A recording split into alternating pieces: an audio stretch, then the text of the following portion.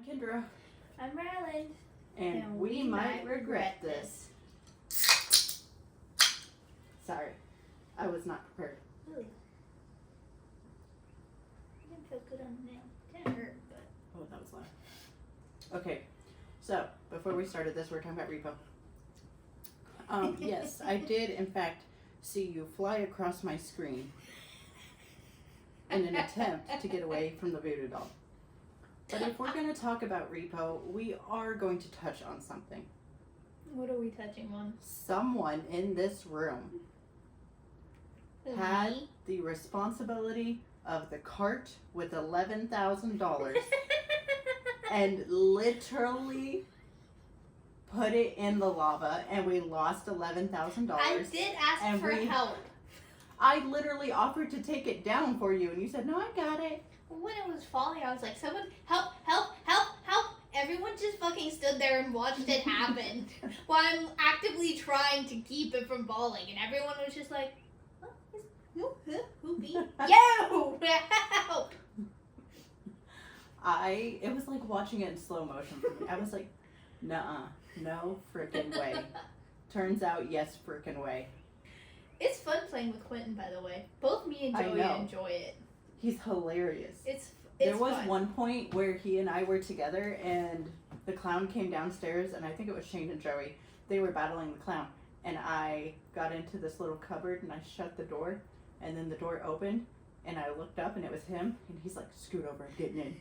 So then I did, and he got in, and I was like, this isn't weird. And he was like, why would it be weird? And I was like, I don't know, 2 siblings behind closed doors, huh? And he was like, Kendra, stop it. And then he was like, I think it's safe. And then we heard the clown go again. He said, maybe we just hide in here. We'll stay alive. Well, after that whole ordeal where we couldn't find any more money or anything, after I lost it, you know, Quentin, Joey, Shane, and me were all in a room, and I was like, okay, well, I guess we'll just have to restart this level. And then Shane and Joey just start, yeah, let's do that. Yeah, let's do that. And then just running fucking circles around me. And I was like, you're overstimulating me. You need to stop. And Quentin's just in the corner just dying. I will say, that last game that we played, I was so pissed. I was livid. Because I asked for a cart 5 times. When? I asked. There was people around. I could hear people. Oh. I asked for a cart. I had 5 sets of stairs. And not just 10 stairs. Like upwards of 15. And then there was like a turn. And there was big stuff up there. And then I get the stuff down. And I go to set it down and it fucking shatters. And then I was pissed. And then everyone's like, oh, we didn't know. And I was like, I asked for a little help. No, fuck you. No, how you doing? None of it. That's why I got off and I didn't say anything, because I was pissed. I honestly did hear you. I was pissed. I was so mad. Okay. I have a couple things. But I am going to save one of them for the next story, or for the next episode. First of all, happy birthday. When this comes out, it's your birthday. Oh, thank you. We had so much fun celebrating. It was so cool. Yeah. We literally don't even hardly know what we're doing. That's true. She called today and I was like, hey, are we celebrating your birthday this weekend? And she was like, yeah, we're doing this. And I was like, okay. I just hadn't been talked about recently, so I wasn't sure if that was still a thing. Yeah, it hasn't changed. It's...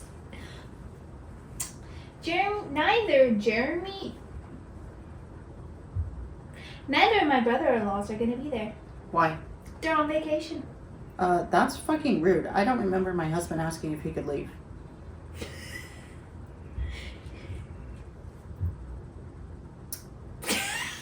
It took me too fucking long to get that. So you want to hear about the Vatican? let's get into that shit. Oh wait, no, it's not the Vatican. Just kidding. Officials in Ireland, I don't know why I said Ireland, began work Monday to, this came out June 19th of 2025, to excavate a site of a former church-run home for unmarried women and their babies to identify the remains of around 800 infants and young children who died there. I heard about this. The long-awaited excavation at the former Bon Secours mother and baby home in Tuam, County Galway in Western Ireland is part of a reckoning in an overwhelmingly Roman Catholic country with a history of abuse in church-run institutions. The home was run by an order of Catholic nuns and closed in 1961.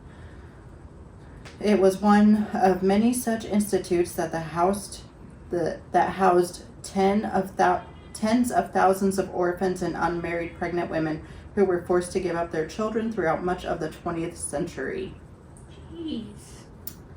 In 2014, historian Catherine Corliss tracked down death certificates for nearly 800 children who died at the home in Tuam. I don't know if it's Tuam or Tuam, but whatever. I'm going to call it Tuam. Between the 1920s and 1961. That's 40 years. 800. What were they doing? Killing them? But could only find a burial record for one child. Investigators later found a mass grave containing the remains of babies and young children in an underground sewage structure on the grounds of the home. DNA analysis found that the ages of the dead ranged from 35 weeks gestation to 3 years. A major inquiry about the mother and baby home found that in total about 9,000 children died in 18 different mother and baby homes, with major causes including respiratory infection and gastroenteritis, otherwise known as the stomach flu. The sister who ran the Tuam home had offered a profound apology and acknowledged that they had failed to protect the inherent dignity of women and children housed there. This is a quote, "It is a very, very difficult, harrowing story and situation. We have to wait to see what unfolds now as a result of the excavation," Irish Prime Minister Michael Martin said Monday. Daniel McSweeney, who leads the exhumation of babies' remains at Tuam, said the survivors and family members will have an opportunity to view the works in coming weeks. This is a quote, "This is a unique and incredibly complex excavation," he said in a statement, adding that the memorial garden at the site will be under forensic control and closed to the public from Monday. Forensic experts will analyze and preserve remains recovered by the site. Any identified remains will be returned to the family members in accordance with their wishes, and unidentified remains will be buried with dignity and respect, officials say. The works are expected to take 2 years to complete. Unique and complex situation? That's putting it lightly. Excuse me, sir? You found over 800 infants and children in a sewage tank.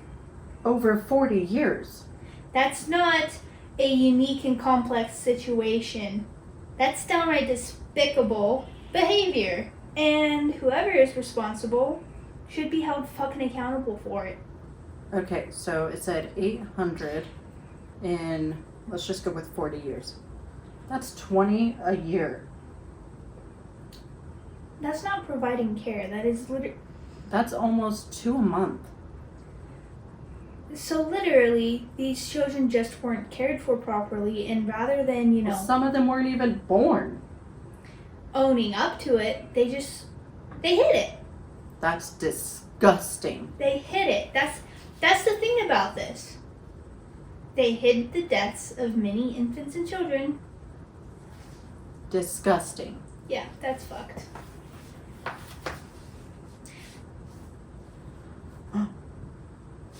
Okay. We're going to talk about pride. Why are you laughing? You're so excited. I am. I feel like this is a real learning situation for anybody in this day and age.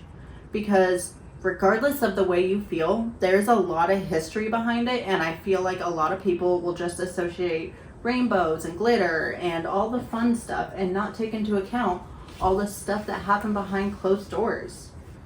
And so we're going to kind of touch on that today. Ooh, ow. Hold on. What's wrong? I had a stitch in my side. You have a stitch?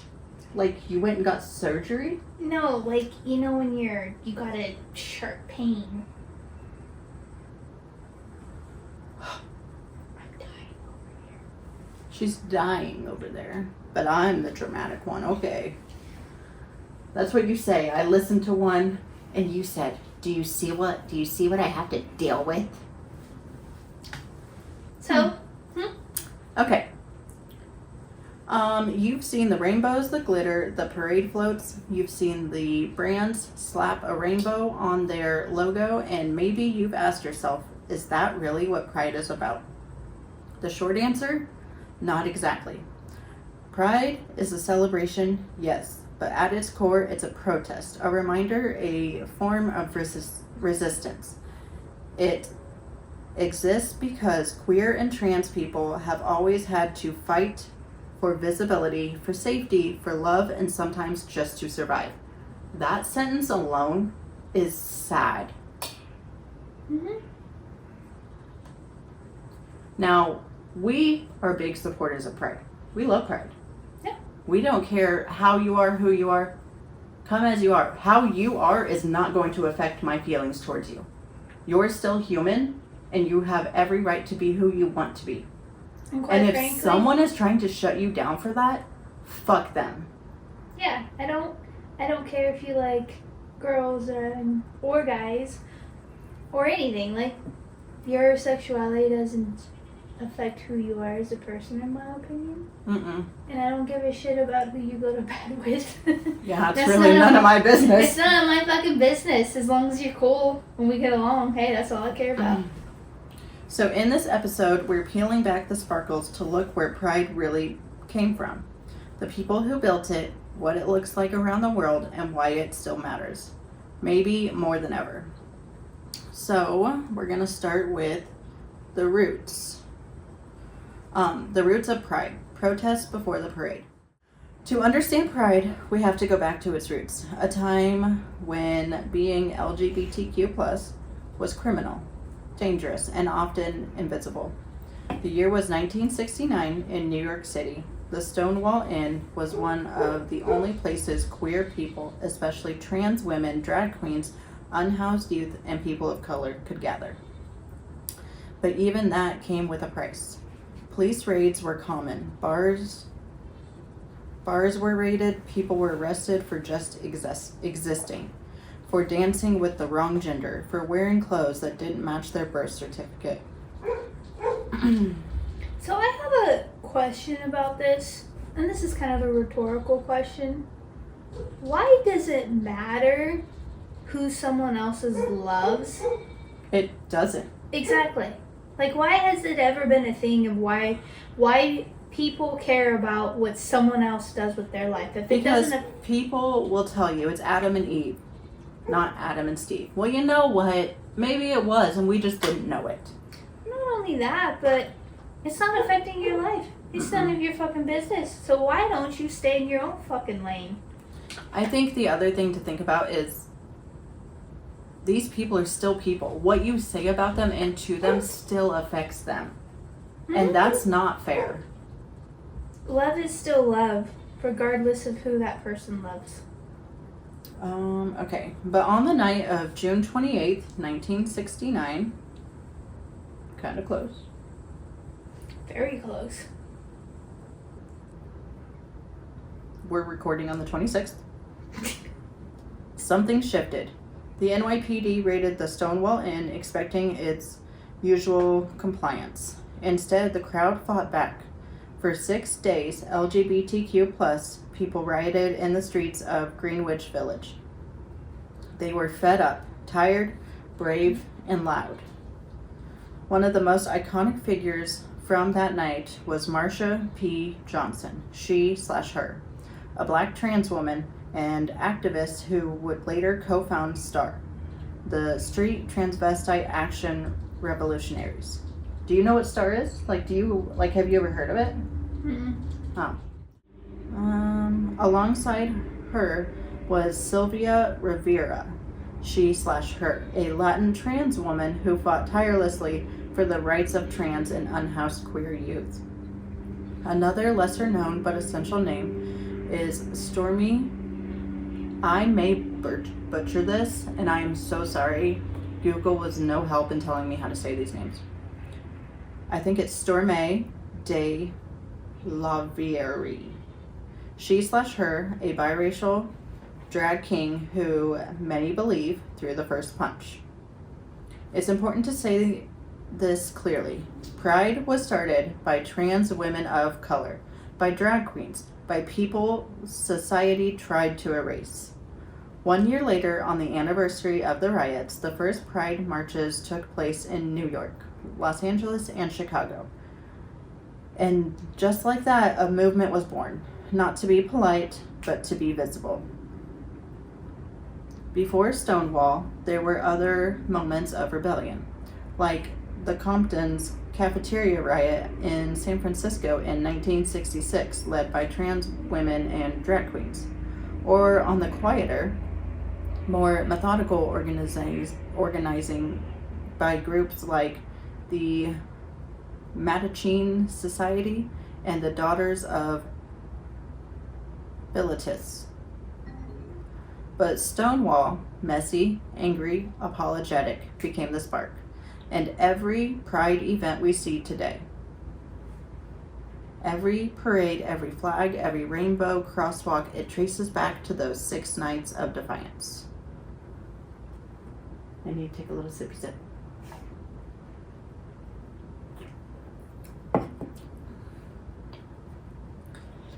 The people who built Pride. Let's zoom in a bit now, because while movements matter, people are the heartbeat of those movements. It wasn't just born in one night. It was built brick by brick by individuals who refused to back down. We already talked about Marsha P. Johnson and Sylvia Rivera, who spent decades advocating for trans rights and LGBTQ plus homeless youth. But they weren't alone. Let's talk about Harvey Milk, he/him. He became one of the first openly gay elected officials in the United States, serving on the San Francisco Board of Supervisors. His election in 1977 was a breakthrough, and tragically, he was assassinated the following year. His life and death became a rallying cry for a generation. Then there's Gilbert Baker, an artist and the man behind the original rainbow flag. He designed it in 1978, each color representing something different. Now I'm going to tell you what the colors mean.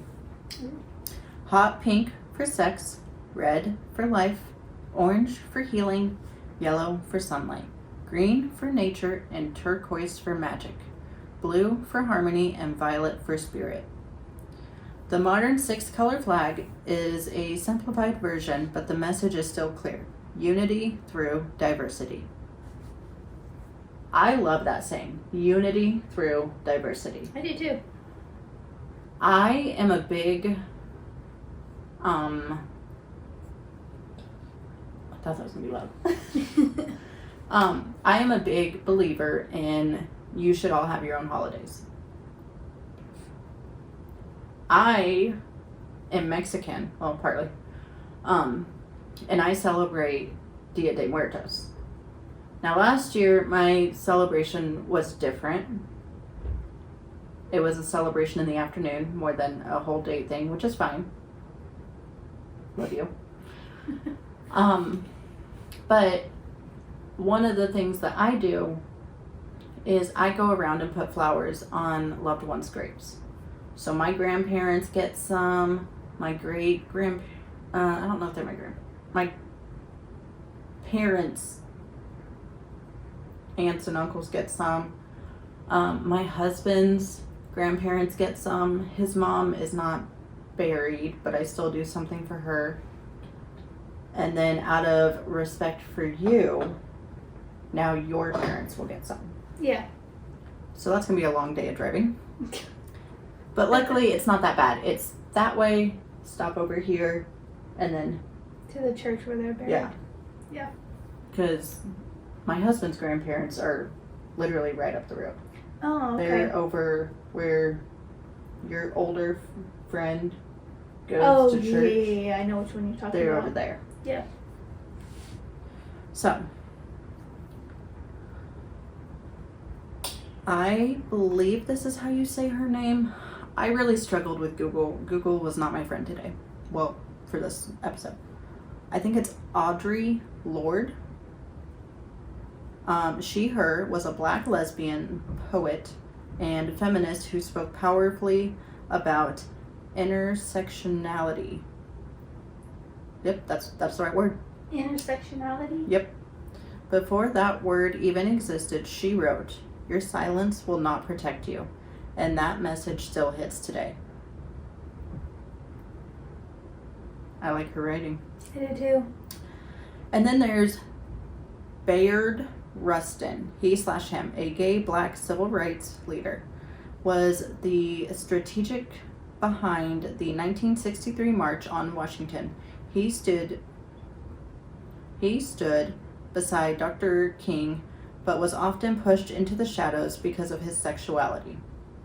During the AIDS epidemic, Larry Kramer, he/him, co-founded ACT UP, a group that used radical protests to demand medical research treatment and dignity for those dying of HIV/AIDS.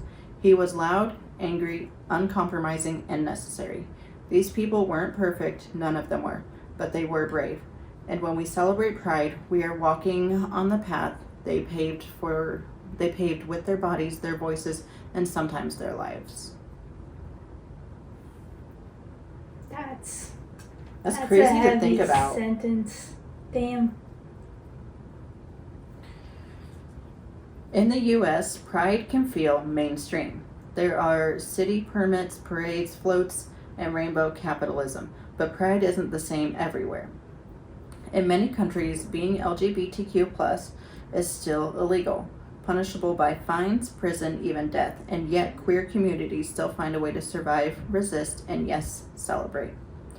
Take Uganda, for example. In 2023, the country passed one of the most extreme anti-LGBTQ+ laws in the world, and yet activists there continue to organize underground, risking everything for the right to exist. That is such an insane concept. That it's not socially acceptable? Yeah. I know. Like... Okay, one thing that we love the gays. I mean, I should. We love them. Yes. There is a bar in a big town near us that we love to go to. Yes. The last time we were there was a drag show. Oh, it was and I was living my best life. Oh, okay, so Joey and I were talking about it. We actually, we had a lot of fun. He enjoyed it. I had so much fun. We had so much fun. That was so cool to be able to see that kind of thing. But we felt bad, holding out the money to them. It felt degrading. That's what they do, though. They love it. I know. I was like, they're doing it. They're okay with it. But I still feel bad. I feel like I should be the one walking up to you and giving you the money, not me holding it up for you to come to me. But hey, that one walked right up to him and played with his beard. Oh, she didn't just walk up to him. So She sauntered. She sauntered over, and we're in a booth where it's like a U shape. So Kendra's on the outside and Joey's on the other side on the outside. So we're sitting across from each other, and then her and Shane are on the inside sitting across from each other. And so she comes over, and she lays across the top behind Joey, or kind of like next to him, and then proceeds to start stroking his beard. Oh my God. We were living our best lives and dying at the same time. Yes. I will say my big thing is I want to go to Kansas City where they have the bigger brunches and the bigger shows. I want that. Yeah. I want a road trip. I want to go somewhere and have these women and men dance around me in their best attire and be themselves. Socially, where they're accepted. Yes, I will accept you. So I thought about this all week, if I was going to admit it or not. You were jealous. No. If I was going to say. Oh, that's up to you. I'm not. Yeah, I debated it. So I'm bi. Thank you. This is the first time I've ever said it publicly. I've only told of close friends.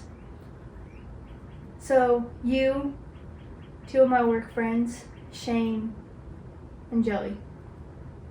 That's it. That's all the people I've told. But anyways. I don't look at you any differently, and I never have.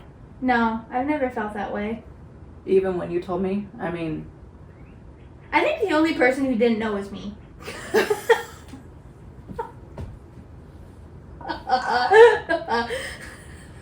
I honestly think so. But, I mean, we do get mistaken for lesbians. See, that was the confusing thing for me. I was like, how am I the only one that people think is gay? With all of my friends. I mean, I'm probably a little bi because I do find women very attractive. Yeah. I am definitely bi. I find women and men. This is true. We literally went to a restaurant one time just so that she could tell me about this waitress's ass. Yeah, I'm guilty of that. Well, we didn't go and there the problem specifically is, for the worst that. part about this is, all 4 of us went. And I kid you not, this waitress walks by, every single one of our heads turned to check her out. That sounds bad. We're not horrible people. We weren't degrading her. We were genuinely appreciating what God gave her. Mm-hmm. I think it's just, I don't know. But it took me a long time to accept that part of myself. I think I always knew. I definitely thought it when I first met you. To be completely honest, I hated that about myself. Like, I loved it. I knew that it was there. Like, I had an inkling. But I hated that part of myself. I really realized it that time that we went to that bar, just me and you were in your jean skirt. I realized it then because I was watching you and I was like, oh! I don't even know what I was doing.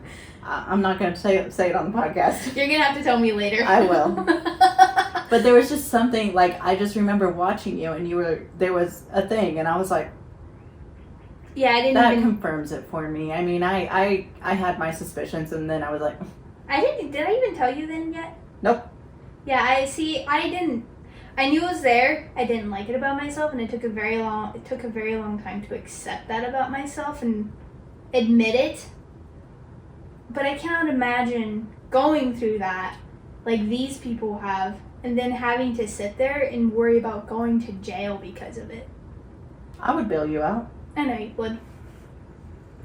But like, I just feel so... We're so, like, you and I specifically are very similar but very different.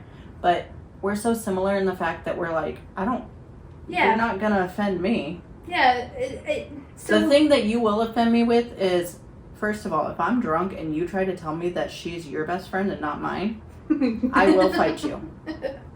Second of all, if we're in a bar and you spill your drink on my husband and then you shove your boobs in his face trying to flirt with him and then play like he and I aren't married and we're just dating even though we both got rings on our finger, I will fight you. Fourth of all, I will fight you if you are telling someone that they are not allowed to be the way that they are because that's not how they were made. You don't get to make that decision for other people. No. That's like me telling you, hey, I don't like your hair, so I need you to color it this color. Yeah. People don't get to say that kind of shit.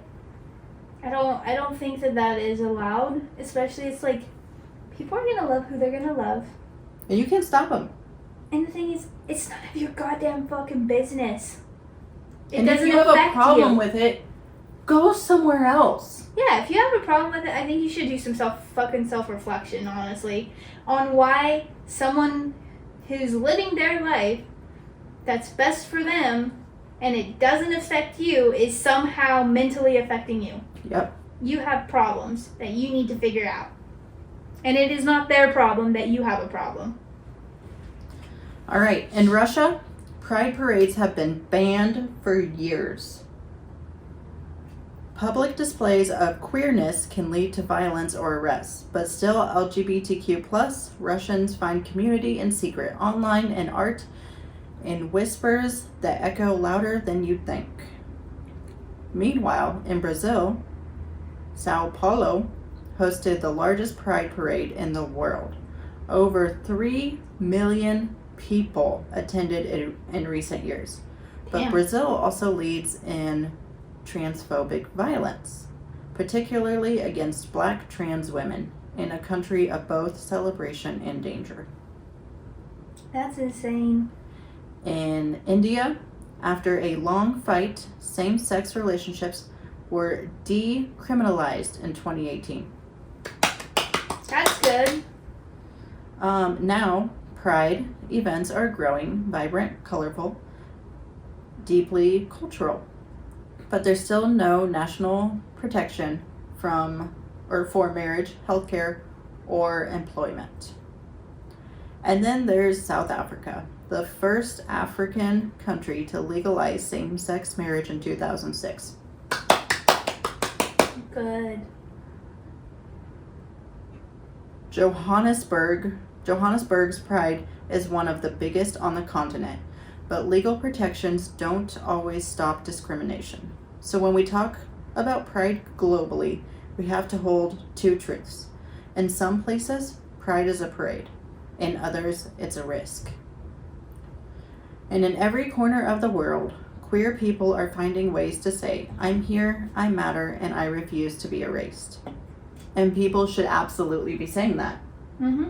If you are in a situation where you are not safe because of who you love or who you are, get out. Get out now. Yeah. Okay, absolutely. Here's the continuation of... Oh, that's not what I meant to read, sorry. Corporate pride versus real pride. Let's talk about something a little uncomfortable. Corporate pride. Every June, it seems like every major company swaps their logo for a rainbow version. Skittles goes grayscale for the gays. Banks put pride floats in parades, and your local fast food joint suddenly wants you to know it supports love. But here's the question. Do they really? It's called rainbow washing. When corporations use LGBTQ+ imagery and slogans to look progressive or boost sales without actually supporting queer communities in meaningful ways. Some of these companies, while waving the pride flag in June, also donate to politicians who actively work to pass anti-LGBTQ+ legislation. Some advertise inclusion while enforcing discriminatory policies behind the scene. Let's break it down. In 2023, major corporations like Target and Bud Light made headlines for both supporting and then backing away from LGBTQ+ visibly. Do you remember that? I do. It was a big thing with football. Really? Oh, yeah. I remember one of the beer brands. That was Bud Light. Was it Bud Light? Oh, yeah. And people were like, I'm not drinking Bud Light no more. Well, first of all, if you drink Bud Light, you're disgusting anyways. I don't like Bud Light. I think it's disgusting. Horse pee. Let's break it. Oh, we already read that. Bud Light headlines. Target launched a pride line including trans-inclusive designs, only to pull items in display after backlash and threats. Bud Light partnered with trans influencer Dylan Mulvaney, then all but ghosted her after public outrage. These incidents reveal the gap between performative allyship and real support. Here's what real support looks like. Yearly round committed to LGBTQ plus inclusion in hiring and workplace safety. Public donations to LGBTQ plus organizations, and standing firm in support of queer communities even when it's not easy, even when it costs them. Agreed.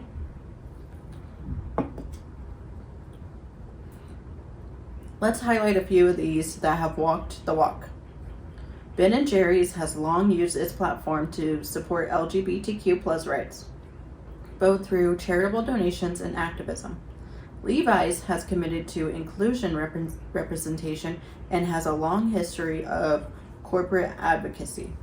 The Trevor Project, Trans Life, and GLAAD and a Lambda Legal are examples of organizations doing the real work, and companies who fund them are worth watching. Now, don't get me wrong, queer people absolutely deserve joy, visibility, and celebration in the public sphere. We deserve rainbows on packaging if we want them, but also we deserve more than marketing. Pride didn't start as a brand campaign, it started as a riot. If a company won't stand with us while we're under attack, their rainbow logos mean nothing. If you can't say Black trans lives matter, but want to sell, if they can't say Black tribe, I'm broken. That's okay. I still love you. If they can't say Black trans lives matter, but want to sell you glitter sneakers, we have to ask who really benefits. You can still enjoy the rainbow merch, but let's be smart about who we're supporting. Let's reward the business that supports us when no one's watching, not just the ones that show up for a photo op in June. Now, before we go on, when I said I was going to do this subject, first of all, what was that? Discord. Oh, it was not just a decision. I muled it over for a couple days and then I texted you. Yep. And your response was? I basically told her as long as she doesn't care that she might get backlash from the community that we grew up in possibly, then go for it. Which she replied she didn't give a fuck. So I was like, then you should go for it. That's true. I thought about it, and you know what? If you don't agree with me, that's fine. I know plenty of people are not going to agree with me. I'm okay with that. I'm not here for you to agree with me or disagree. However, I'm going to be the person who those people have no family that will support them, but they can come to me and I will support them. Yep. I've always said that. I've always had an open door policy, and as long as you're honest with me, we're good. But the second that like you lie to me or you hide something like big, it's an issue. Okay. Why pride still matters today. Let me see where we're at on time. Ooh. Oh, we're almost done. Okay. So after all this, the history, the fight, the heroes, the corporations, you might be wondering, do we still need pride? Let me be absolutely clear when I say this. Yes, we do. Right now, LGBTQ plus rights, especially trans rights, are under attack across the US and around the world.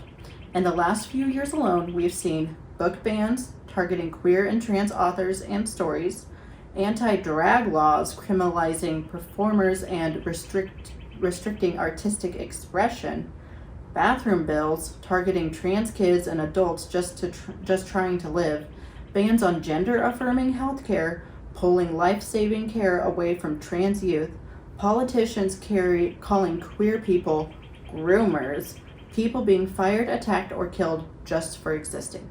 Let's be honest, it's scary, it's exhausting, and for some, it's life-threatening. But here's the thing, they don't tell you. Pride is also survival. Because even with all that hatred, queer people are still here. We are building families, we are creating art, leading movements, and changing the world. We are loving boldly, living joyfully, and finding each other across the noise.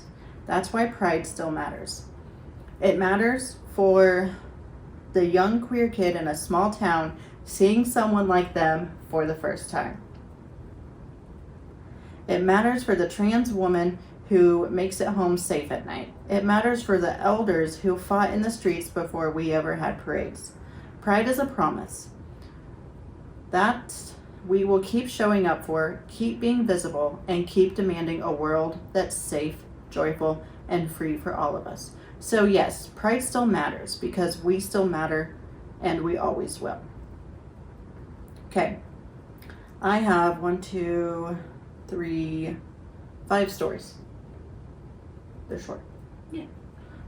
I went to Reddit and I found some pride stories. Now, I was going to put names in here until I realized that's not my place. So I did not put people's names or usernames because that's not my place. So, story 1.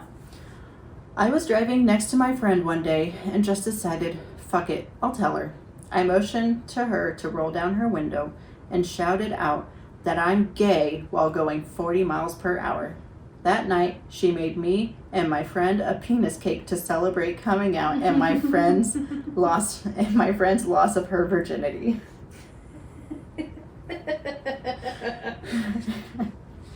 Story 2. I called my mom and we talked for a while about an upcoming family event. I then brought up, you know how I said I started a new medication a while ago that's really been helping me? Yeah, it was estrogen. I'm trans. Her reaction was pure acceptance, and I don't care, pure acceptance, and quote, I don't care what you are, you're my child. We then talked for like 2 hours about how it was okay for me to be trans, okay to manage the families, and so on. At the end of the call, she directly referred to me as my chosen name, and it gave me such a wave of joy that my brain broke for a few seconds. Love you, Mom. Story 3. I came out by just walking up to my mom in a dress. She immediately started digging through her old clothes to see what would fit me. It's like she'd been waiting for it to happen, but she swears she didn't see it coming. My dad didn't understand it very well, but he was surprisingly open about it. He noticed how I wasn't depressed anymore, and he said that was all that mattered. Story 4. I came out to my mom at 15 as bisexual. She proceeded to take me to Taco Bell, and we ate in silence. I asked her if anything was wrong, and she said, nah, I was just hungry. We already knew, and we love you anyways. It's cool. Story 5. I came out to my parents because I was going to be in a pride parade, and I didn't want them to be surprised if they saw me on TV. My mom reacted by canceling all their plans and taking the whole family to pride and then inviting us out to dinner after. Those are beautiful.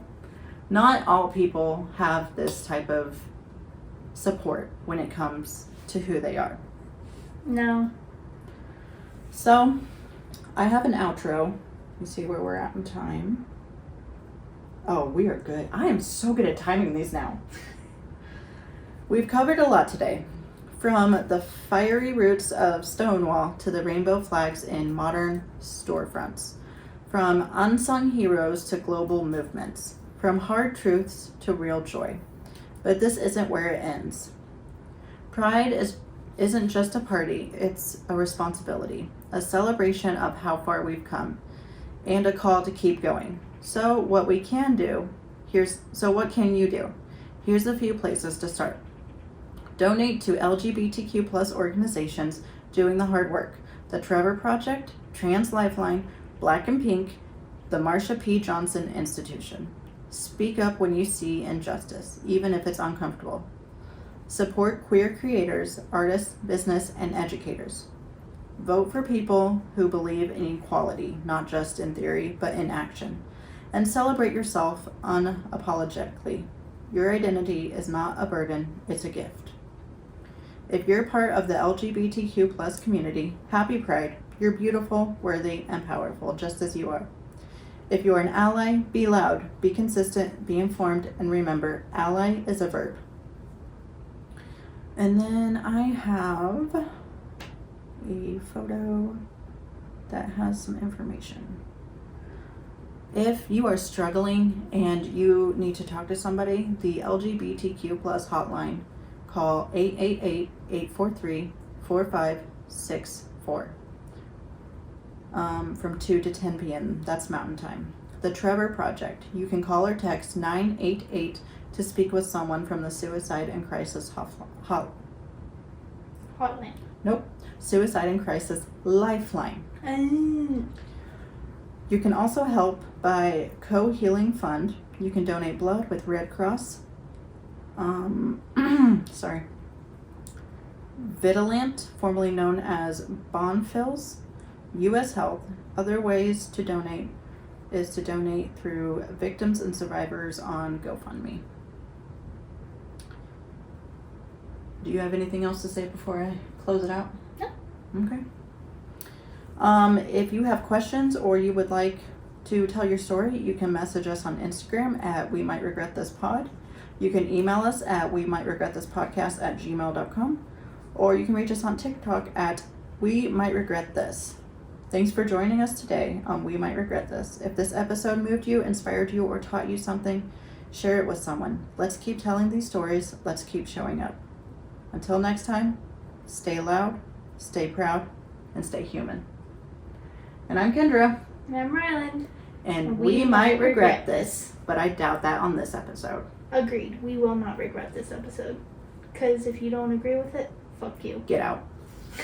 There's the door!